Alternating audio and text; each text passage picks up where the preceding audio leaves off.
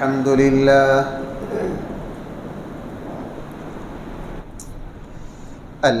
لله نحمده ونستعينه ونستغفره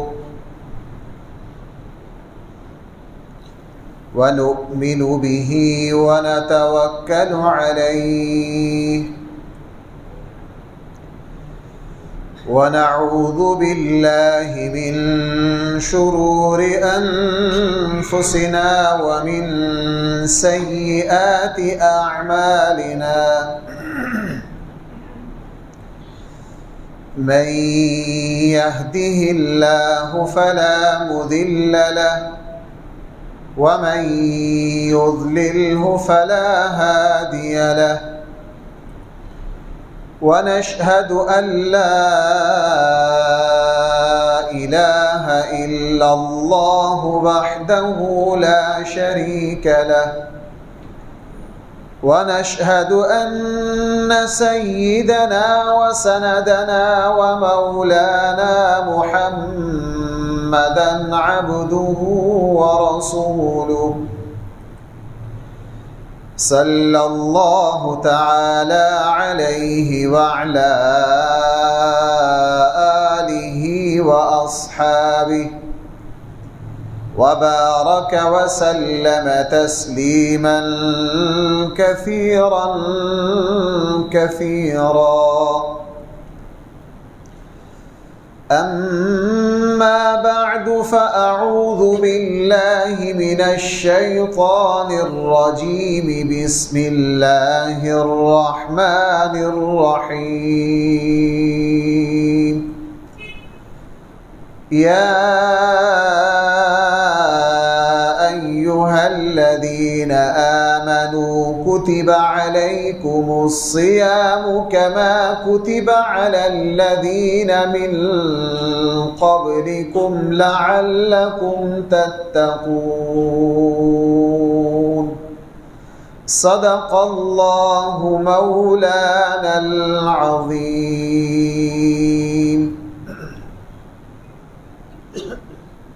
محترم سامعین کرام،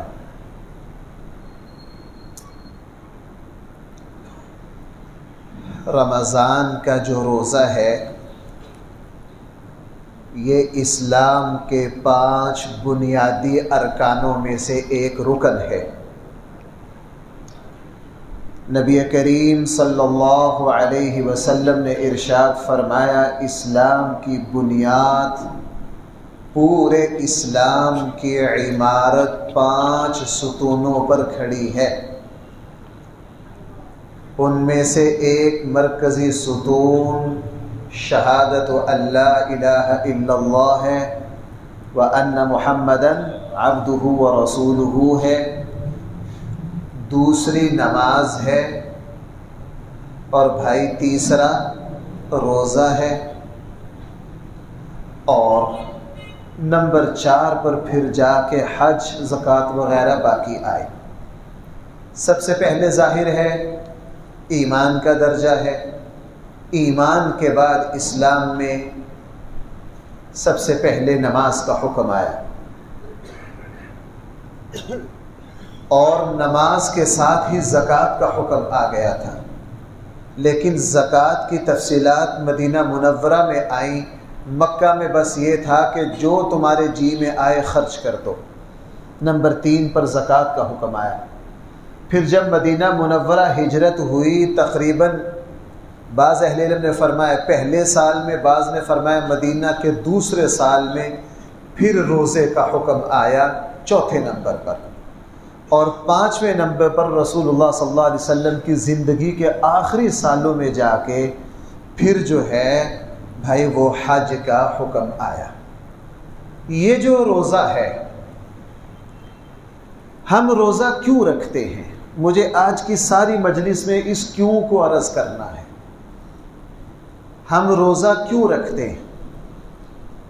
اللہ تعالیٰ کو ہمیں بھوکا مارنے سے کیا ملتا ہے؟ شریعت کیا چاہتی ہے؟ یہ بات میں اس لیے آج تفصیل سے عرض کرنا چاہتا ہوں کہ ہم بھوکے پیاسے مر رہے ہیں، مشقت برداشت کر رہے ہیں، سارے معاملات ہمارے آگے پیچھے ہیں، سونا جاگنا ہمارا متاثر ہے، ایسا نہ ہو جیسا کہ عملی طور پر ہم دیکھ رہے ہیں کہ مسلمانوں کی بہت بڑی تعداد یہ ہے اس کو پتہ ہی نہیں کہ ہم روزہ کیوں رکھ رہے ہیں۔ جب ان کو پتہ نہیں کہ روزہ کیوں رکھ رہے ہیں تو آیا ان کو کیسے پتہ چلے گا کہ مجھے روزہ کے جو مقاصد ہے وہ حاصل ہو رہے ہیں یا نہیں؟ ایک آدمی ہے، اس کو اپنی بیماری کا ہی پتہ نہیں ہے کہ مجھے بیماری کیا ہے، آپ اس کو دن رات دوائی کھلاتے رہیں، اس کو پتہ ہی نہیں کہ مجھے شفا ہو رہی ہے یا نہیں ہو رہی۔ اسی لیے ہم رمضان کو بھائی کیا کہتے ہیں؟ یہ کس چیز کا مہینہ ہے؟ عبادت کا۔ بھائی ہم کیا کہتے ہیں؟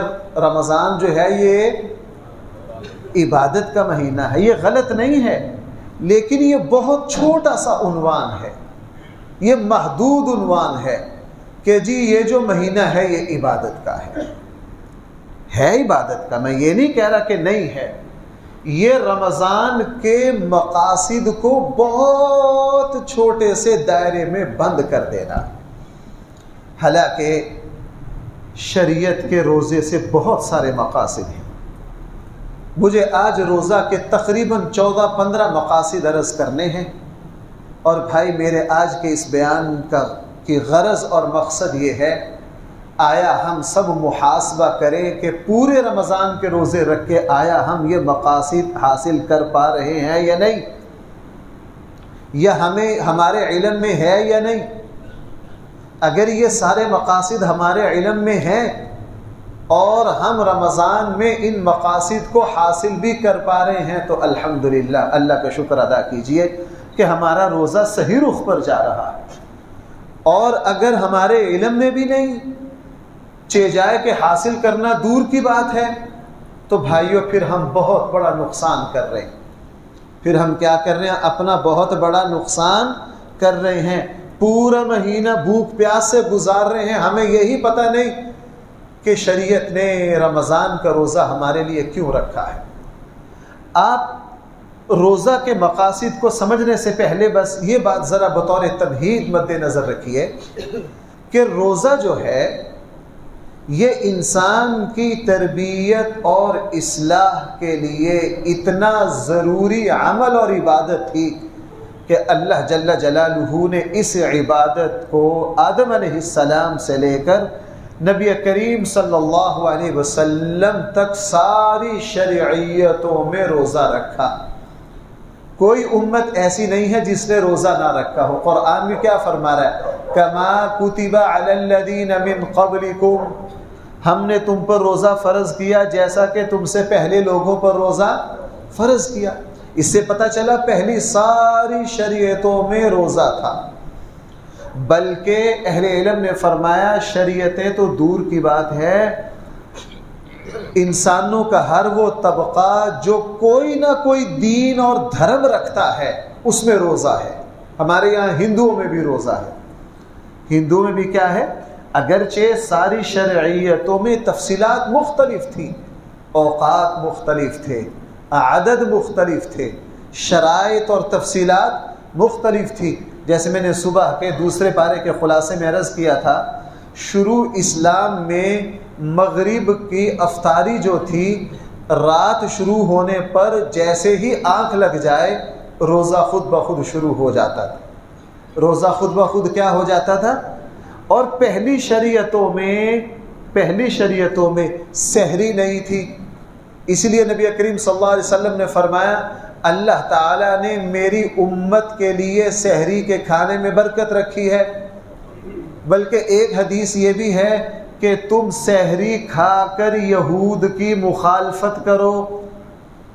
یہودیوں کے روزہ میں آج بھی سحری نہیں ہے، فرمایا تم سحری کا کھانا کھا کر بھائی کن کی مخالفت کرو؟ چونکہ پہلے امتوں کے روزے میں سحری کا کھانا نہیں تھا۔ ان کے یہاں کیا تھا؟ یہ جو افطاری ہے مغرب کے وقت، یہی افطاری تھی، یہی سحری تھی۔ جس نے افطاری کا کھانا کھا لیا پیچھے والا روزہ افطار ہو گیا اور اگلا روزہ خود بخود بھائی کیا ہو گیا؟ شروع ہو گیا۔ اچھا شروع اسلام میں اللہ نے اس میں تھوڑی سی نرمی کر دی کہ سحری تو ہے لیکن سورج کے غروب ہونے کے بعد اگر کسی کی آنکھ لگ گئی تو اس کا روزہ خود بخود شروع ہو جائے گا. اس کا روزہ بھائی کیا ہو جائے گا؟ خود بخود شروع ہو جائے گا. اور صحابہ اکرام نے ایسے پتہ نہیں کتنے رمضان روزے رکھے. وہ ایک صحابی ذمہ دار تھے, سارا دن محنت مشقت کر کے آئے اور شام کو گھر آ کے بیوی کو کھانے کا کہا اور بیوی کھانے کے انتظام میں لگ گئی, ان کی آنکھ لگ گئی, روزہ شروع ہو گیا. سارے دن کے بھوکے پیاسے, ساری رات بھوکے پیاسے, اگلے دن بے ہوش ہو گئے. نبی کریم صلی اللہ علیہ وسلم کی خدمت میں ان کو لایا گیا اور مفسرین نے فرمایا اس موقع پر اللہ کے نبی جو قرآن کیا کہہ رہا ہے, عزیز لقد جاءکم رسول من انفسکم عزیز علیہ ما عنتم حریص علیکم بالمؤمنین رؤوف الرحیم.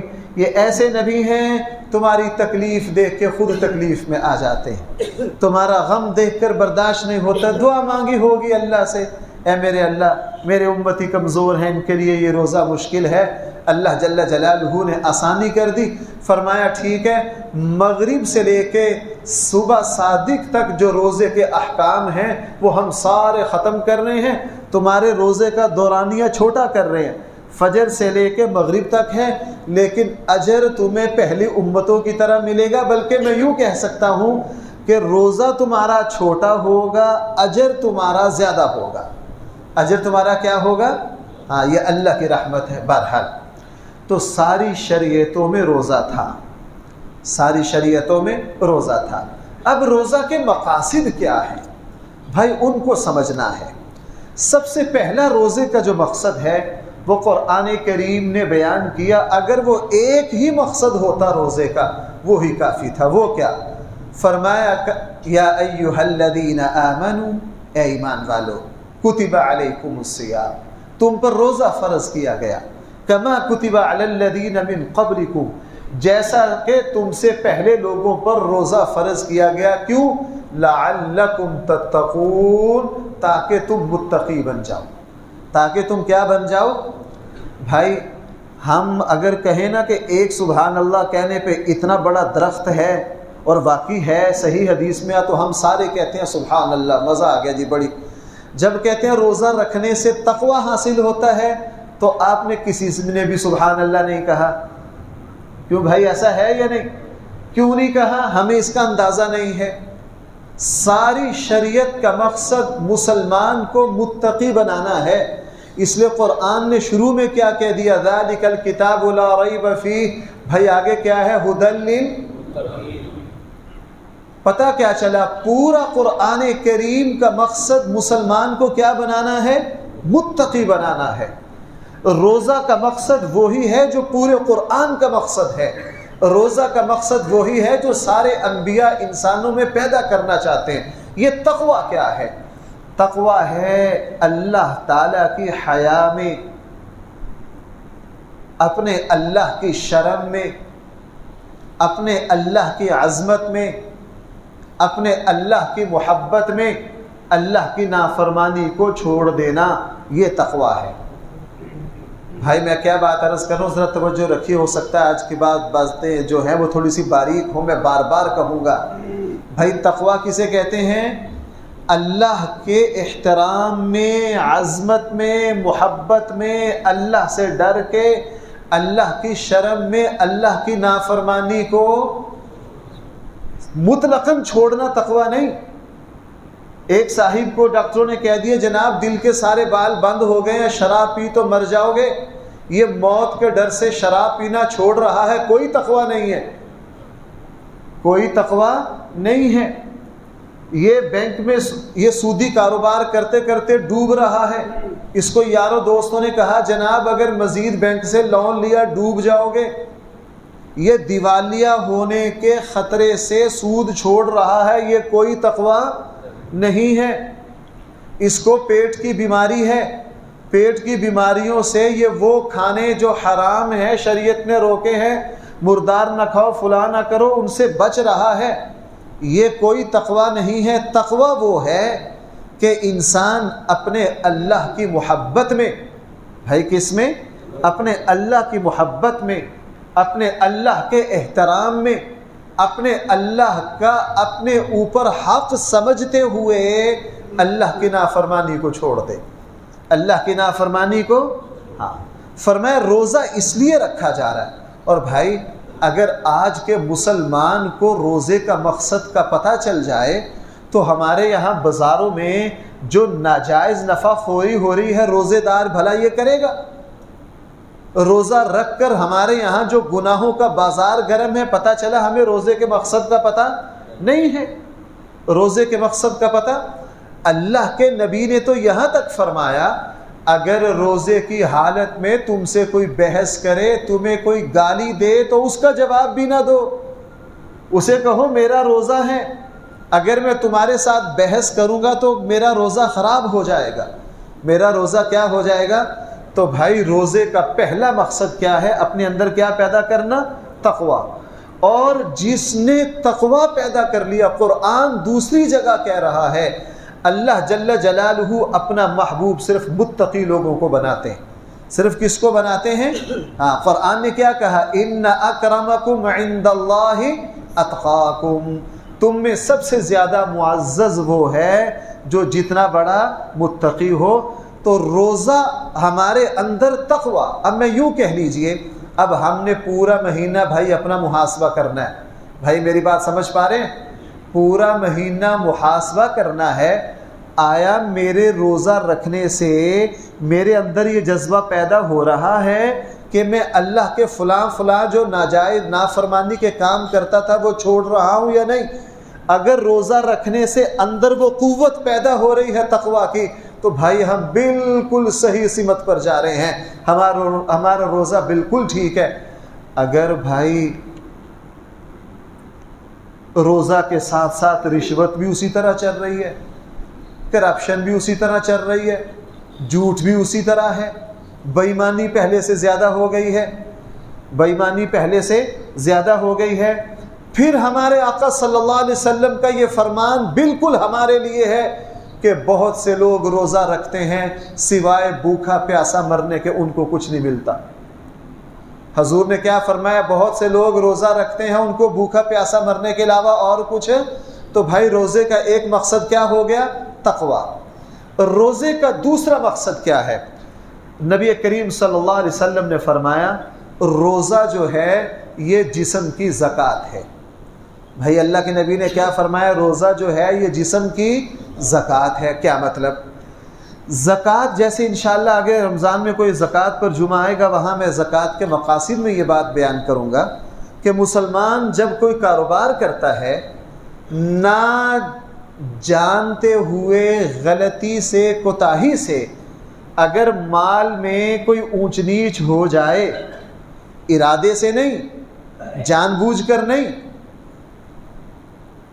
بھائی میری بات سمجھ پا رہے ہیں؟ ایک بندہ ساری زندگی کرپشن اور بے ایمانی کر کے بعد میں زکوٰۃ دے کے زکوٰۃ کے ذریعے میرا سارا مال پاک ہو جائے گا، ایسے نہیں۔ بیچارے کو پتہ نہیں تھا، کم علمی میں اگر مال کی کمائی میں کہیں کوئی کوتاہی رہ گئی، زکوٰۃ جو ہے ان گندگیوں کو بھائی کیا کر دیتی ہے؟ صاف کر دیتی ہے۔ نبی کریم صلی اللہ علیہ وسلم نے فرمایا روزہ جو ہے یہ بھی جسم کی زکوٰۃ ہے۔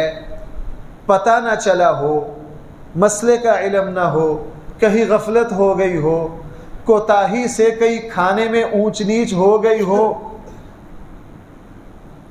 کوئی حرام کا لقمہ، کوئی مشتبہ لقمہ پتہ نہ چلا ہو، کسی جگہ گئے، وہاں مہمانی پر گئے، دعوت پر گئے، کھانا حرام تھا، پتہ نہیں چلا، کوئی قصور نہیں ہے، اب یہ حرام جسم کا حصہ بن گیا۔ یہ حرام بھائی کس کا حصہ بن گیا؟ نبی کریم صلی اللہ علیہ وسلم نے ارشاد فرمایا، صحیح مسلم میں ہے کہ مسلمان کے جسم کا جو حصہ حرام سے پرورش پاتا ہے، نبی کریم صلی اللہ علیہ وسلم نے فرمایا وہ حصہ جہنم میں جائے گا۔ بھائی وہ کہاں جائے گا؟ جہنم کی آگ جو ہے انسان کی جسم کی گندگیوں کو اس طرح صاف کرتی ہے، حدیث میں ہے جیسے زنگ آلودہ لوہے کو آگ کی بھٹی. آپ نے دیکھا ہوگا جس لوہے کو زنگ ہو اس کو بھٹی میں ڈالتے ہیں تو بھٹی جو ہے وہ سارا زنگ دور کر دیتی ہے کہ نہیں؟ بالکل اسی طرح جسم کے اندر جو گندگیاں، جو حرام خون اور گوشت ہوگا، جو حرام کے اثرات ہوں گے، جہنم کی آگ ان کو کیا کرے گی؟ جلا کر خاک کر دے گی. جنت میں حرام لقمے سے بنا ہوا جسم جنت میں جا نہیں سکتا. جنت پاکیزہ لوگوں کی جگہ ہے.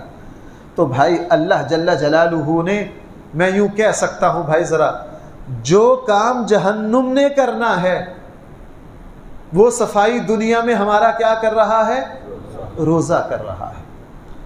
نبی کریم صلی اللہ علیہ وسلم نے فرمایا روزہ جو ہے یہ جسم کی زکوٰۃ ہے. جسم میں کوئی مشتبہ مال یا حرام غذا کا کوئی لقمہ آ گیا، روزہ رکھنے سے وہ گندگی دور ہو جائے گی. اس لیے جب ہم روزہ رکھیں تو یہ اس شعور کے ساتھ رکھیں کہ یہ روزہ میرے جسم کی گندگیوں کو دور کر رہا ہے. ہاں ایک اور حدیث بھی ہے، وہ روزے کا تیسرا فائدہ ہو سکتا ہے لیکن وہ مقصد نہیں ہے. نبی کریم صلی اللہ علیہ وسلم نے فرمایا روزہ تندرستی لاتا ہے. اللہ کے نبی نے بھائی کیا فرمایا؟ روزہ کیا لاتا ہے؟ پوری حدیث طبرانی کی ہے.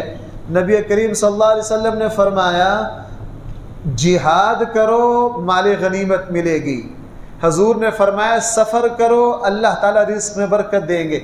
ہمارے یہاں وہ ایک محاورہ بولا جاتا ہے نا، کیا کہتے ہیں کہ سفر وسیلہ ظفر، اس طرح کا لفظ بولا جاتا ہے. ہاں سفر وسیلہ کامیابی کا ذریعہ ہے سفر.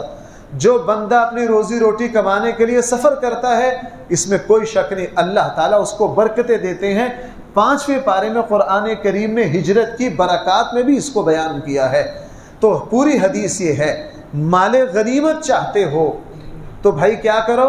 جہاد کرو. اگر جہاد کرو گے اللہ کافروں کے خزانوں کا مالک بنا دے گا جیسے صحابہ اکرام کو بنایا. آج ہم نے جہاد چھوڑا، پورے عالم اسلام کے خزانے یورپ لوٹ کے لے کے جا رہا ہے کہ نہیں؟ پٹرول ہمارا سارا کن کے پاس ہے؟ ساری بڑی بڑی بندرگاہیں مسلمانوں کی قبضہ ان کا. کیوں؟ جہاد جو ہوتا ہے، جہاد کفر کے خزانوں کے دہانے عالم اسلام کی طرف کر دیتا ہے. بھائی کس کی طرف کر دیتا ہے؟ عالم اسلام کی. صحابہ اکرام غریب تھے، جہاد کا علم بلند کر کے دنیا میں گئے تو پوری دنیا کے خزانوں پر قابض ہو گئے. حضور علیہ السلام نے فرمایا اگر مال غنیمت چاہتے ہو تو کیا کرو؟ اور فرمایا اگر رزق میں برکت اور وسعت چاہتے ہو تو سفر کرو. اور تیسرا ٹکڑا یہ ہے کہ اگر تم اپنے جسم کی صحت اور تندرستی چاہتے ہو روزہ رکھو. لیکن بھائی یہاں ایک بات سمجھ لینا، روزہ کا جو ہے اس کے ایک چھوٹا سا مقصد ہے جسمانی تندرستی. یہ اس کا کوئی بنیادی مقصد نہیں ہے. یہ بات میں اس لیے کہہ رہا ہوں رمضان میں ہم دیکھتے ہیں اخبارات میں ہمارا جو پڑھا لکھا طبقہ ہے وہ روزہ کے جسمانی فائدوں پر بڑا زور دیتا ہے. لوگوں کو یوں بتاتے ہیں کہ شاید یہ کوئی شریعت کا کوئی میڈیکل پروگرام ہے، یہ کوئی تندرستی پروگرام ہے. حالانکہ یہ کوئی تندرستی کا پروگرام نہیں ہے.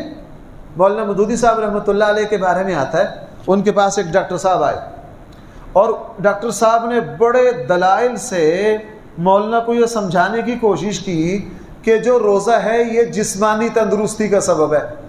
مولانا خاموشی سے سنتے رہے. جب اس نے ایڑی چوٹی کا زور لگا لیا نا، چونکہ بات صحیح تھی لیکن اس کے پیچھے جذبہ کیا تھا؟ بھائی بولو، سمجھ آ رہی ہے؟ بالکل روزہ تندرستی کا سبب ہے لیکن روزے کا مقصد صرف اور صرف تندرستی نہیں ہے. روزے کو صرف تندرستی کا ذریعہ سمجھنا، میں اکثر مثال دیتا ہوں، کوئی بندہ بھینس لائے، اسے پوچھو بھائی بھینس کیا کرو گے؟ کہنے کہ جناب اس کا گوبر چاہیے، میں نے اپنے گملوں میں ڈالنا ہے. تو ہر بندہ کہے گا یار کیسی چھوٹی نیت کی ہے، بھینس تو خریدی جاتی ہے دودھ کے لیے، گوبر تو پھر بھی تیرے گھر میں ہی رہنا تھا. تو اس نے مولانا کے سامنے ایڑی چوٹی کا زور لگایا کہ روزہ کا مقصد جو ہے یہ تندرستی ہے. مولانا نے جب ساری بات سن لی، ساری بات سن کے کہنے لگے ڈاکٹر صاحب ذرا یہ بھی بتائیے کہ شہادت میں جسمانی فائدے کیا ہیں؟ بھائی سن رہے ہیں کہ آپ گرمی اور روزہ سے تھکے ہوئے ہیں، مجھے ڈیوٹی پہ لگا کہ آپ آرام سے نہ بیٹھو بھائی، میرا زور لگ رہا ہے روزے کے ساتھ، آپ سنو تو صحیح مزے سے۔ تو جب انہوں نے ڈاکٹر صاحب نے مولانا کے سامنے روزے کے جسمانی فوائد بیان کیے، مولانا خاموشی سے سنتے رہے۔ جب سارے بیان کر لیے تو مولانا نے کیا کہا کہ ڈاکٹر صاحب ذرا یہ بھی بتا دیجئے کہ شہید ہونے پر جسمانی فائدے کیا ملتے ہیں؟ بھائی شہادت میں کوئی جسمانی فائدہ ہے؟ کوئی فائدہ نہیں، شہادت تو نام ہے گردن کٹوانے کا۔ اب خاموش۔ مولانا نے کہا بھائی ہم روزہ اس لیے نہیں رکھتے کہ ہمارے جسم کو تندرستی ملتی ہے، ہم روزہ رکھتے ہیں اللہ کا حکم سمجھ کر، اللہ کی بندگی کے لیے۔ کس کے لیے؟ اللہ کی بندگی کے لیے۔ کیوں؟ روزہ جو ہے یہ اپنے مزاج کے خلاف، بھائی سب کو پیاس لگی ہوئی ہے کہ نہیں؟ ہم اپنے مزاج کے خلاف پیاس برداشت کر رہے ہیں۔ اللہ تعالیٰ نے، میں دور نکل جاؤں گا، روزہ کے مقاصد سے ہٹ جاؤں گا، اللہ تعالیٰ نے فرشتوں کو خلیفہ کیوں نہیں بنایا؟ انسان کو کیوں بنایا؟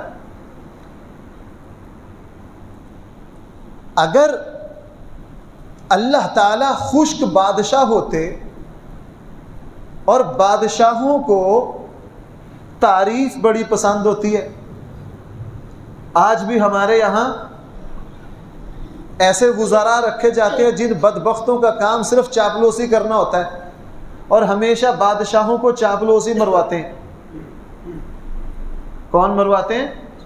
وہ حضرت عمر جیسے ہی عظیم الشان بندے تھے کہ جب خلافت ملی، محمد ابن مسلمہ کو کہا اللہ کے نبی نے بڑی مرتبہ تمہاری احتساب کی ڈیوٹی لگائی ہے، میں تمہیں ماہانہ تنخواہ دیا کروں گا، ہر وقت میری خامیاں دیکھتے رہا کرو، ہر وقت کیا کرتے رہا کرو۔ حضرت عمر بن عبدالعزیز رحمہ اللہ کو جب خلافت ملی تو اپنے جو بڑے بڑے اہل علم دوست تھے ان سب کو خط لکھا کہ میرے اوپر ایک آزمائش اور مصیبت آ گئی ہے، میرے عملوں پر توجہ رکھنا، میرے عملوں پر کیا کرنا، ایسا نہ ہو کہ اب میرا ساتھ چھوڑ جاؤ۔ بہرحال تو اللہ جل جلالہ نے فرشتوں کو زمین کا خلیفہ کیوں نہیں بنایا؟ فرشتے جو ہیں ان کا مزاج متضاد نہیں ہے، اللہ نے ان کے اندر نافرمانی کی صلاحیت نہیں رکھی ہے۔ عبادت علماء نے فرمایا فرشتوں کے لیے عبادت اس طرح ہے جس طرح ہمارے لیے سانس، بھائی ہمارا سانس لینے میں زور لگتا ہے، فرشتوں کا عبادت کرنے میں کوئی زور۔ فرشتوں کو مخالف جذبات توڑتے نہیں ہیں، اللہ جل جلالہ نے انسان میں مخالف جذبات رکھے۔ اب حضرت جبرائیل کو کہو جی آپ نے 1 سال کا روزہ رکھنا ہے، حضرت جبرائیل سے کیا کہیں 1 سال کا؟ وہ کہے گا 1 سال کا چھوڑو میں تو 1 صدی کا رکھ لوں گا، کیونکہ فرشتے تو کھاتے پیتے ہی، وہ کہتے ہم تو کھاتے پیتے ہی نہیں، ہمارے اندر خواہشات نہیں، صدی کا کیا 10 صدیوں کا روزہ رکھوا لو۔ اور اس لیے فرشتوں کا جب سے اللہ نے پیدا کیا ہے اور قیامت تک فرشتے کس حالت میں روزے میں ہیں؟ بھائی کس حالت میں ہیں؟ چونکہ فرشتے کھاتے پیتے نہیں، لیکن فرشتوں کو اس پر کوئی اجر نہیں، چونکہ ان میں مخالف جذبات نہیں۔ اور ادھر قربان جائیے ہم، نبی کریم صلی اللہ علیہ وسلم نے فرمایا ایک مسلمان جب روزہ رکھتا ہے اس کی رگیں خشک ہوتی ہیں، اور جس وقت اس کا حلق خوش ہونے لگتا ہے اللہ جل جلالہ فرشتوں کے سامنے فخر کرتے ہیں۔ فرشتوں کے سامنے کیا کرتے ہیں؟ فرشتوں سے پوچھتے ہیں اے ملائکہ میرا یہ بندہ بھوکا پیاسا کیوں مر رہا ہے؟ فرشتے کہتے ہیں اے اللہ یہ آپ کی محبت میں مر رہا ہے۔ یہ کس میں مر رہا ہے؟ چونکہ دیکھو بھائیو، محبت جب اپنے عروج پر جاتی ہے نا، انسان کھانا پینا چھوڑ دیتا ہے۔ کیوں بھائی؟ ہمارے یہاں یہ جو دنیا کا نکما بیکار عشق ہے، جب یہ عشق عروج پر آتا ہے تو لوگ کھانا پینا چھوڑ دیتے ہیں کہ نہیں؟ بھائی آپ تو کوئی بول ہی نہیں رہا ہے، چھوڑ دیتے ہیں کہ نہیں؟ کھانا پینا چھوڑ دینا یہ محبت کی انتہا ہے، اسی لیے اللہ فخر کرتے ہیں کہ کوئی کسی عورت کے پیچھے یا کوئی عورت کسی مرد کے پیچھے کھانا پینا چھوڑ رہا ہے، کسی کا کاروباری نقصان ہو گیا ہے، اس کی بھوک نہیں 15 دن۔ میں نے ایک صاحب کو دیکھا 4 مہینے سے بھوک نہیں لگ رہی ہے، 4 مہینے سے بھوک، پتہ کیا ہوا جی؟ ان بیچاروں کے ساتھ 4 کروڑ کا فراڈ ہو گیا ہے، بھوک ہی ختم ہو گئی ہے۔ تو بھائی وہ مسلمان جو کھانا پینا چھوڑ رہا ہے کس کی محبت میں؟ اللہ کی محبت میں۔ اسی لیے رسول اللہ صلی اللہ علیہ وسلم حضرت انس فرماتے ہیں ہم اللہ کے نبی کے ساتھ جہاد کے لیے نکلے، غالباً شاید یہ بدر نہ ہو، ہم نکلے، ہمارے روزے تھے، عرب کے صحرا، ہمارے جسموں پر کپڑا نہیں، ہمارے حلق خشک ہو گئے، ہمارے کیا ہو گئے، اور میں نے حضور کے صحابہ کو دیکھا کہ ہاتھ یوں کر کے سورج کی شعاؤں سے بچ رہے۔ کس طرح بھائی؟ ہاتھ سے سورج کی شعاؤں سے بچ رہے ہیں۔ کیوں؟ وہ روزے کی حقیقت کو سمجھتے تھے۔ آپ نے حضرت علی کی وہ مشہور بات نہیں سنی؟ حضرت علی نے کیا فرمایا تھا؟ میری پسندیدہ عبادات میں سے ایک کیا ہے؟ گرمی کا روزہ۔ کیوں؟ ان کو پتا تھا یہ اللہ کی محبت میں بھوکا پیاسا مرنا کتنا، اللہ اس پر کتنے راضی ہوتے ہیں۔ اس لیے وہ صحابی تھے، ایک صحابی رسول، وہ طائف کے رہنے والے تھے، غالباً علامہ صحابی یا کسی اور مورخ نے لکھا ہے، جن حضرات نے طائف اور مکہ دیکھا ہے، طائف اور مکہ کا جو موسم ہے وہ بالکل اسی طرح ہے جس طرح ہمارے یہاں پنڈی کا اور مری کا۔ جو مری ہے اس کا موسم ٹھنڈا ہے اور جو پنڈی ہے اس کا موسم کیا ہے؟ گرم۔ طائف ٹھنڈا ہے۔ اب وہ صحابی رسول طائف میں رہتے تھے، رمضان آ گیا تو ہجرت کر کے کہاں آ رہے ہیں؟ مکہ۔ اور آپ کو پتہ ہے مکہ تو بہت گرم ہے، مکہ میں تو سردی ہوتی نہیں۔ اچھا جب یہ مکہ آ رہے تھے نا، ایک اور دوست سے ملاقات ہوگی، وہ مکہ کے رہنے والے تھے، وہ جا رہے تھے طائف، آپس میں ملاقات ہوگی، لیک سلیب ہوئی۔ تو یہ طائف والے جو تھے انہوں نے مکہ والوں سے پوچھا بھائی کہاں جا رہے ہو؟ کہنے لگا بھائی طائف جا رہا ہوں۔ کس لیے؟ کہنے لگا رمضان آ رہا ہے، طائف کا روزہ ٹھنڈا ہوتا ہے، وہاں مزے سے ٹھنڈک میں روزہ رکھوں گا، مزے سے کیا کروں گا؟ اچھا جی ٹھیک ہے جی، اچھی بات ہے، منع تو نہیں ہے شریعت میں، آپ روزہ رکھ کے فجر میں ایسی چلا لیں، عشاء تک مغرب تک بیٹھے رہیں بھائی، منع۔ بات یہاں جائز ناجائز کی نہیں ہو رہی، بات محبت کی ہو رہی ہے۔ محبت کے اصول کچھ اور ہوتے ہیں، محبت کے اصول کچھ اور ہوتے ہیں۔ اچھا تھوڑی دیر کے بعد مکہ والے نے پوچھ لیا ان طائف والوں سے آپ کدھر جا رہے ہو؟ کہنے لگا میں مکہ جا رہا ہوں۔ کیوں؟ کہنے لگا رمضان آ رہا ہے، ہمارے طائف کا روزہ ٹھنڈا ہوتا ہے، مزہ نہیں آتا، تو میں اللہ کی محبت میں مکہ میں آ کے بھوکا پیاسا مرنا چاہتا ہوں۔ کہاں مرنا چاہتا ہوں؟ اب یہ چونکہ یہ ایک بھوک پیاس کی حقیقت کو سمجھتے تھے، اس لیے بھائیو اس روزے پر، اس رمضان میں، ہر رمضان میں نہ کوئی حدیث ایسی دل پر اٹکتی ہے کہ وہ ہر وقت دل سے اترتی نہیں۔ میرے دل پر تو اس رمضان میں ایک عام سی حدیث ایسی اٹکی ہوئی ہے، ہر وقت اسی کا خیال رہتا ہے۔ نبی کریم صلی اللہ علیہ وسلم نے فرمایا مسلمان جس وقت روزہ رکھتا ہے خالی پیٹ ہونے کی وجہ سے اس کے منہ کے اندر جو بدبو ہوتی ہے اور اس کے منہ کے اندر جو بو پیدا ہوتی ہے، ایک حدیث میں یہ ہے، بھائی ہم جب روزہ رکھ رہے ہیں، روزہ کھولنے کے بعد وہ بو کہاں گئی؟ چلو میں اس طرح سمجھاتا ہوں، وہ بو ختم ہو گئی، مغرب کے بعد بھائی وہ اسمیل کیا ہو جاتی ہے؟ اچھا رمضان کے بعد کدھر گئی؟ بھائی بولو تو صحیح، ختم ہو جائے گی کہ نہیں؟ اچھا جب ہم مر گئے بھائی وہ منہ کی بدبو رہے گی مرنے کے بعد؟ یہ ختم ہو گیا، مٹی کھا گئی، پتہ نہیں کتنا عرصہ قبر میں رہنا ہے۔ اچھا پھر میدان محشر میں چلا جانا ہے۔ اب میدان محشر 50,000 سنہ 50,000 سال کا ہے، کہاں ہے 50,000 سال کا؟ اچھا پل صراط سے گزرا کے جنت میں جانا ہے۔ جنت میں جا کے بخاری میں بھی ہے، مسلم میں بھی ہے، اللہ جل جلالہ ایمان والوں سے ملاقات فرمائیں گے۔ اچھا روزہ رکھا ہے آج اور ملاقات ہونی ہے پتہ نہیں 2 لاکھ سال کے بعد، پتہ نہیں 3 لاکھ سال کے بعد، اللہ ہی کو پتہ ہے۔ اب حدیث میں پتہ کیا ہے؟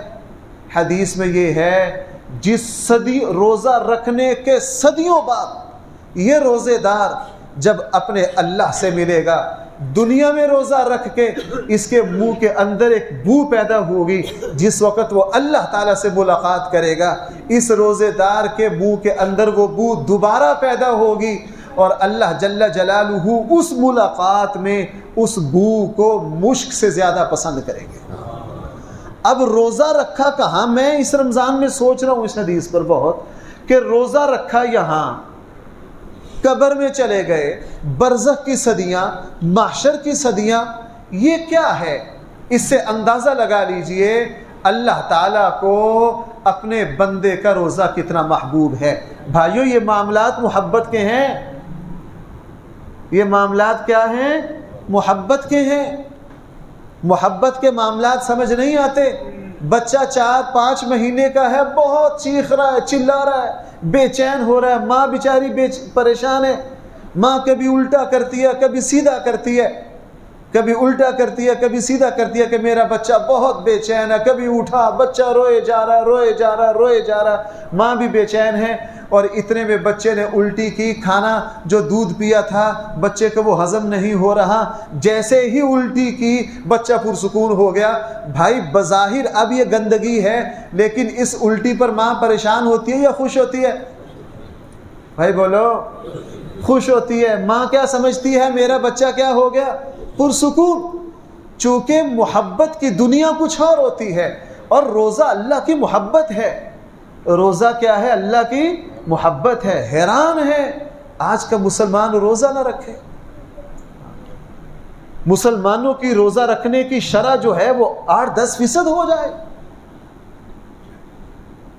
آپ کو میں کیا سناؤں؟ حضرت عمر رضی اللہ عنہ کے زمانے میں ایک مجوسی آئے، مسافر تھے، مدینہ میں کوئی کام آئے۔ حضرت عمر نے فرمایا کہاں سے آئے ہو؟ بہت دور کے علاقے سے آئے۔ حضرت عمر نے ان کے لیے کھانے کا اہتمام پوچھا ان کو، انہوں نے کہا جی میرا روزہ ہے۔ مجوسی نے کیا کہا؟ میرا۔ حضرت عمر بڑے حیران ہیں، مجوسی روزہ نہیں رکھتے۔ حضرت عمر نے کہا تیرا روزہ کہاں سے آ گیا؟ اس نے کہا جی جہاں میں رہتا ہوں وہاں سارے مسلمان رہتے ہیں، مسلمان روزہ رکھتے ہیں، میں بھی ان کے احترام میں روزہ رکھتا ہوں۔ اب آج کے مسلمان کا جب اس مجوسی سے آمنا سامنا ہوگا یہ کیا کرے گا؟ میں نے چند دن پہلے ایک انگریز کے بارے میں پڑھا کہ جب رمضان آتا ہے اس کی فرم میں مسلمان ملازم ہیں، وہ روزہ رکھتے ہیں، وہ ان کے احترام میں وہ بھی روزہ رکھتا ہے، وہ بھی کیا کرتا ہے۔ اور آج ہمیں چھوٹے چھوٹے بہانے چاہیے، چھوٹے چھوٹے ہیلے چاہیے کہ ہم کسی طرح روزہ چھوڑ دیں۔ بہرحال تو بھائی میں روزہ کے مقاصد بیان کر رہا تھا۔ روزہ میں جسمانی فائدہ بھی ہے، یہ جسم کی زکوٰۃ بھی ہے، اس سے تقویٰ بھی پیدا ہوتا ہے، اور بھائی روزہ ایک تھرمامیٹر بھی ہے، وہ بڑا خطرناک ہے۔ مجھے شاید آپ اس طرح کی باتیں سننے کے عادی نہ ہوں، لیکن بھائی مجبوری ہے، یہ باتیں بیان کرنا ضروری ہیں۔ روزہ جو ہے اگر میں سخت الفاظ میں یہ کہوں تو روزہ تھرمامیٹر ہے اس بات کو چیک کرنے کا کہ شیطان ہم سے کتنے گناہ کرواتا ہے، ہم کتنے کرتے ہیں، اس کا بھی روزے سے پتہ چلتا ہے۔ اس لیے رمضان جو ہے یہ احتساب کا مہینہ ہے۔ بھائی یہ کس کا مہینہ ہے؟ وہ کس طرح؟ ذرا ایک بات سمجھیے، ہمارے 2 دشمن ہیں، ہر مسلمان جانتا ہے، ایک شیطان اور دوسرا کیا؟ نفس۔ دوسرا نفس۔ رمضان جب آتا ہے صحیح احادیث ہیں، اللہ تعالیٰ شیاطین کو کیا کر لیتے ہیں؟ ہر مسلمان کو پتہ ہے کہ نہیں؟ قید کر لیتے ہیں۔ بڑے بڑے شیاطین تو قید ہو گئے۔ اگر بڑے بڑے شیاطین قید ہو گئے تو یہ مسلمانوں میں گناہ کا بازار کہاں سے گرم ہو رہا ہے؟ بھائی گناہ باہر ہو رہے ہیں کہ نہیں؟ شیاطین تو قید ہیں، یہ کون کر رہا ہے؟ اگر ہم یہ سمجھ جائیں تو ہمیں اندازہ ہو جائے، ہم ہر گناہ کرتے ہیں شیطان کے کھاتے میں ڈال دیتے ہیں۔ ہر گناہ کرتے ہیں کس کے کھاتے میں ڈال دیتے ہیں؟ جی بس شیطان میرے اوپر حاوی ہو گیا تھا، ویسے ہی حاوی ہو گیا تھا۔ 1 منٹ میں 3 طلاقیں دے کے جی شیطان میرے اوپر حاوی ہو گیا تھا۔ کئی سال پہلے 1 منٹ میں ایک نوجوان آ گیا، جی شیطان میرے اوپر حاوی ہو گیا تھا، میں نے کیا کر دی؟ 3 طلاقیں دے دی۔ میں نے کہا شیطان تیرے اوپر حاوی ہو کر جتنی تیری زمین ہے جائیداد ہے وہ بیوی کے نام کیوں منتقل نہیں کروائی؟ ہاں بھائی میری بات سمجھ پا رہی؟ رمضان جو ہے ہم ہر گناہ کی نسبت کس کی طرف کر دیتے ہیں؟ رمضان میں شیاطین بند ہیں پھر بھی گناہ ہو رہے ہیں، یہ کہاں سے ہو رہے ہیں؟ یہ ہمارا نفس کروا رہا ہے۔ اور بھائی اس مسئلے کو سمجھو، شیطان اتنا خطرناک نہیں ہے جتنا خطرناک میرا اور آپ کا نفس ہے، اس لیے کہ شیطان کو آدم سے سجدے کا جو انکار کروایا تھا، یہ شیطان کو پٹی کسی اور شیطان نے نہیں پڑھائی تھی، یہ پٹی شیطان کو کس نے پڑھائی تھی؟ لہٰذا نفس کو شیطان گمراہ نہیں کرتا، شیطان کو نفس گمراہ کرتا ہے۔ نفس اتنا خطرناک ہے، اسے تو قرآن کریم نفس کی قسمیں کیوں کھا رہا؟ وما ابرئ نفسی لا اقسم بیوم القیامہ ولا اقسم بالنفس اللوامہ یا ایتھا النفس المطمئنہ۔ یہ جو نفس ہے نا، یہ اللہ کی بہت بڑی قوت ہے کہ انسان کے جسم میں۔ رمضان اس چیز کا بھی میں نے اور آپ نے اس چیز کا بھی احتساب کرنا ہے کہ بڑے سے بڑے شیاطین جو بند ہیں، اس کے باوجود بھی ہم جو گناہ کر رہے ہیں، اس میں شیطان کا کوئی قصور نہیں ہے، یہ ہمارا اپنا قصور ہے۔ یہ کس کا قصور ہے؟ اس لیے علماء نے ایک بات لکھی ہے بھائیو، شیطان تو گناہ کی ایک مرتبہ راہ دکھاتا ہے، اس کے بعد انسان جو بار بار بار بار گناہ کرتا ہے، یہ شیطان کے کہنے پہ نہیں کرتا، یہ بھائی کس کے کہنے پر کرتا ہے؟ تو ہم رمضان جو ہے یہ اس پرکھ کا موقع ہے کہ کون کون سے گناہ مجھ سے شیطان کرواتا ہے اور کون کون سے گناہ میں خود سے کرتا ہوں۔ جو گناہ رمضان میں ہمارے چل رہے ہیں بھائی، یہ کس کے کہنے پر ہو رہے ہیں؟ اس لیے صوفیہ کے یہاں تزکیہ نفس قرآن جگہ جگہ کہہ رہا، قد افلح من تزکا، قد افلح من تزکا۔ اپنا تزکیہ کرو، اپنے نفس کو لگام دو۔ کیا کرو اپنے نفس کو؟ حدیث میں کیا ہے میں وہ سنائی دوں، میں بس ذرا یہاں بچے بھی ہیں، میں ڈکے چھپے الفاظ میں عرض کر رہا ہوں۔ حدیث میں کیا ہے؟ جس مسلمان کو اس کی خواہشات تنگ کرے، اللہ کے نبی نے کیا فرمایا؟ وہ کثرت سے، بھائی حدیث ہے یا نہیں؟ اس سے پتہ چلا روزہ جو ہے یہ نفس کو لگام دیتا ہے، روزہ جو ہے یہ کیا کرتا ہے؟ اور بھائی روزے کا ایک مقصد غربا کا احساس پیدا کرنا ہے، غربا کی ہمدردی پیدا کرنا ہے۔ انسان کو جب بھوک لگتی ہے پھر اس کو پتہ چلتا ہے کہ دوسروں کی بھوک کی تکلیف کیا ہوتی ہے۔ اللہ معاف فرمائے، ہمارے اوپر مسلط ہی وہ لوگ ہیں، ہم جب مولوی لوگ یہ چیختے ہیں نا سال قیادت، نیک حکمران، تو آپ لوگ کہتے ہو کہ مولوی دبے لفظوں میں یہ کہتے ہیں کہ ہمیں حاکم بناؤ۔ وہ ہم نہیں کہتے بھائیو، ہمیں نہ بناؤ، ہمارے لیے تو مصلی اور ممبری کافی ہے، یہ چدراہٹ کافی ہے، آپ سارے نیچے بیٹھے ہو، میں ممبر پر بیٹھا ہوں۔ لوگ تو ہمارے ساتھ ویسے بھی، ہمیں تو سچی بات یہ ہے جتنی عزتیں ہم دیکھتے ہیں یار۔ اچھا مجھے بتاؤ، سچ بتانا، میں گناہ گار ہوں، آیا آپ عمران خان کو روزہ کھلوانا زیادہ اعزاز سمجھو گے یا میرا روزہ کھلوانا؟ اگر بھائی کوئی دوست ناراض نہ ہو جائے، میں بطور مثال کہہ رہا ہوں، وہ مولانا شمس الحق صاحب افغانی رحمہ اللہ بلوچستان کی جو گورنر ہاؤس کی مسجد سے نماز پڑھا کے نکل رہے تھے، گورنر ساتھ باتیں کرتا ہوا آ رہا تھا۔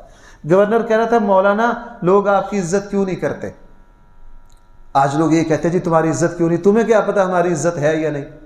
جس وقت ماں کے جنازے پر بہتے آنسوؤں کے ساتھ لوگ ہمیں کھڑا کرتے ہیں، مفتی صاحب میری ماں کا جنازہ آپ نے پڑھانا ہے تو کہو نا وزیر اعظم سے پڑھاؤ گے۔ وزیر اعظم ڈنگر ہے، میں کیوں پڑھاؤں؟ وزیر اعلیٰ تو جاہل ہے، فلاں تو وہ کیوں پڑھاؤں؟ تو وہ کہہ رہا تھا جی مولویوں کی عزت نہیں۔ علامہ شمس الحق افغانی سنتے آئے، گورنر کے ہاتھوں میں ہاتھ ڈال رکھا، باتیں کرتے کرتے مسجد کے دروازے پر آئے، وہاں بچیاں کھڑی تھی۔ ہمارے یہاں بھی یہ رواج تھا اپنے چھوٹے بھائیوں کو لے کر، جی مولوی صاحب دم کر دیجئے۔ جب دم کا لگے کہنے تو علامہ نے کہا گورنر صاحب سے کروا لیجئے۔ بچی کہنے لگے نہیں جی گورنر سے نہیں کروانا، حضرت آپ کرو۔ کیا کرو؟ اتنے میں ایک بندہ کھڑا تھا، حضرت میرے لیے دعا کر دیجئے کہ میرا کاروبار، کہا گورنر صاحب سے کرواؤ۔ کہنے لگا نہیں جی گورنر صاحب سے نہیں کروانا۔ علامہ دو قدم اور گئے، ایک بندہ کھڑا تھا، کہنے لگا حضرت میرے والد کا انتقال ہو گیا، آپ نے کہا بھائی گورنر صاحب، کہنے لگا نہیں حضرت گورنر سے نہیں پڑھوانا۔ تو علامہ شمس کفانی نے گورنر کو پکڑ لیا، نہ یہ آپ شفا کے لیے آپ کے پاس آنا چاہتے ہیں، نہ رزق کی دعا کروانا چاہتے ہیں، نہ ماں سے جنازہ پڑھوانا چاہتے ہیں، یہ سارے کام مجھ سے کروانا چاہتے ہیں۔ تو گورنر صاحب بتاؤ، آپ کی والدہ کا انتقال ہو جائے، جنازہ خود پڑھاؤ گے مجھ سے پڑھواؤ گے؟ کہنے لگا جی پڑھواؤں گا تو آپ سے۔ کہا پھر تمہاری عزت زیادہ ہے یا ہماری عزت زیادہ ہے؟ تم نے عزت کس کو سمجھ رکھا؟ دنیا بھی ٹھاٹ باٹ کو عزت سمجھ رکھا ہے، عزت تو اندر کا احترام ہے۔ بہرحال روزہ جو ہے یہ غربا کا احساس پیدا کرتا ہے۔ ہمارے یہاں اوپر کا جتنا طبقہ ہے ان بدبختوں نے کبھی روزہ ہی نہیں رکھا، ان کو کیا پتا کہ غریب کے ساتھ کیا بیت رہی ہے، ان کو کیا پتا کھجور کا ریٹ کہاں جا رہا ہے۔ اگر یہ رمضان میں باہر جائیں تو ان کو پتا چلے۔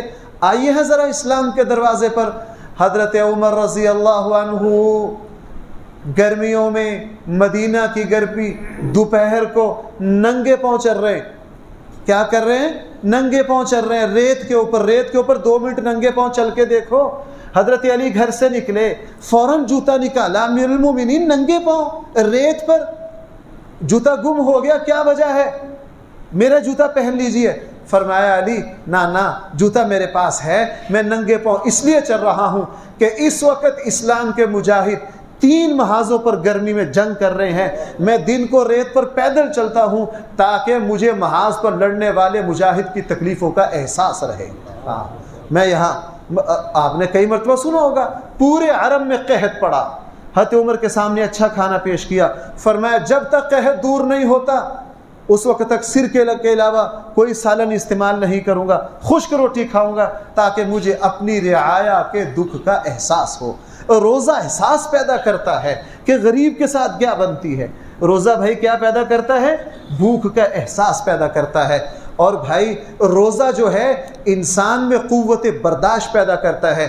اس وقت انسانیت کو جن بڑے بڑے خطرات، جن بڑی بڑی بیماریوں کے خطرات لاحق ہیں، اس میں ایک عدم برداشت ہے۔ ہم جیسے کھادوں کا پتہ نہیں کس طرح کے ناقص غذا استعمال کر رہے ہیں، اس وقت قوت برداشت کم ہو رہی ہے۔ بھائی کم ہو رہی ہے کہ نہیں؟ 1 منٹ میں ہر بندہ بازو چڑھا لے گا لڑنے کے لیے۔ یہ جو بلڈ پریشر کا مسئلہ ہے پوری دنیا کا مسئلہ بن گیا ہے، اور قوت برداشت جواب دے رہی ہے مزاجوں میں۔ تو رسول اللہ صلی اللہ علیہ وسلم نے فرمایا یہ جو روزہ ہے یہ انسان میں صبر پیدا کرتا ہے۔ کیا پیدا کرتا ہے؟ صبر پیدا کرتا ہے، تحمل پیدا کرتا ہے، برداشت پیدا کرتا ہے۔ روزہ انسان میں سخاوت کا مادہ پیدا کرتا ہے۔ روزہ اللہ کا محبوب بناتا ہے۔ روزہ کیا بناتا ہے؟ اللہ کا محبوب بناتا ہے۔ روزہ انسان میں تزکیہ، روزہ منمانی سے روکتا ہے۔ اس وقت میں عرض کروں ہمارے یہاں منمانی کا مرض بھی انسانیت کو لاحق ہے۔ ہر بندہ اپنی منمانی کرنا چاہتا ہے۔ آج کا نوجوان یہ کہتا ہے میرے ماں باپ کون ہوتے ہیں مجھے روکنے والے؟ ہمارے یہاں یہ سبق پڑھایا جاتا ہے، میرا جسم، اور یہ تو یاد ہوگا بھائی سب کو، میرا جسم، کہتے ہیں میری زندگی میں جو چاہوں کروں۔ ہر انسان بے لگام ہونا چاہتا ہے۔ روزہ ایسا ایک کورس ہے کہ جو چیزیں غیر رمضان میں جائز، کھانا جائز، پینا جائز، خواہشات جائز، جیسے ہی رمضان آیا جائز چیزوں پر بھی پابندی لگا دی کہ اپنے آپ کو روکو، بریک لگانا سیکھو، اپنے آپ پر تحمل سیکھو، اپنے آپ پر کنٹرول سیکھو۔ بھائی اپنے آپ پر کیا سیکھو؟ تو بھائی میں نے جو اتنا زور لگایا ہے پتہ نہیں آپ کو سمجھ آئی ہے کہ نہیں، میں تو تھک گیا ہوں۔ میرا آج کے جو مقصد تھا، روزہ رمضان صرف عبادت کا مہینہ نہیں ہے، یہ تربیت کا مہینہ ہے۔ بھائی سارے کہو میرے ساتھ، یہ کس کا مہینہ ہے؟ یہ تربیتی روحانی کورس ہے۔ اس لیے حدیث میں فرمایا جس مسلمان نے رمضان کا مہینہ صحیح طور پر گزار لیا اس کے 11 مہینے بھی صحیح گزریں گے، چونکہ یہ تربیتی کورس ہے۔ میں ایک جگہ بیان میں، وقت پورا ہو گیا، میں ایک جگہ بیان میں ایک مثال دے رہا تھا۔ ہمارے استاد بچپن میں ہمیں روزہ کی حقیقت سمجھاتے ہوئے کہا کرتے تھے بھائی یہ جو ریلوے کا انجن ہے نا، اس کا رخ موڑنا بڑا مشکل ہے، اگر سارا شہر مل کے اس کا انجن کا رخ نہیں موڑ سکتے۔ آپ نے لاہور دیکھا ہوگا، وہ ایک چیز بنائی ہوتی ہے اور انجن کو یوں اٹھاتے ہیں، اٹھا کے وہ جیک اٹھا لیتے ہیں، اس کا وزن ختم ہو جاتا ہے، ایک بندہ انجن کو کان سے پکڑ دیتا ہے، گھما کے اس کا رخ دوسری طرف کر دیتا ہے۔ تو ہمارے استاد فرمایا کرتے تھے بھائی یہ جو رمضان ہے نا، یہ تو انجن گھمانے والا مہینہ ہے، یہ تو کیا ہے، انجن گھمانے والا مہینہ ہے۔ بہرحال جو باتیں میں کہہ سکا، اللہ تعالی ہم سب کو عمل کی توفیق عطا فرمائے۔ جو مقاصد میں نے بیان کیے ہیں بھائی، اپنے روزے سے ہم سب ان مقاصد کو حاصل کرنے کی کوشش کریں۔ وآخر دعوانا الحمدللہ رب العالمین۔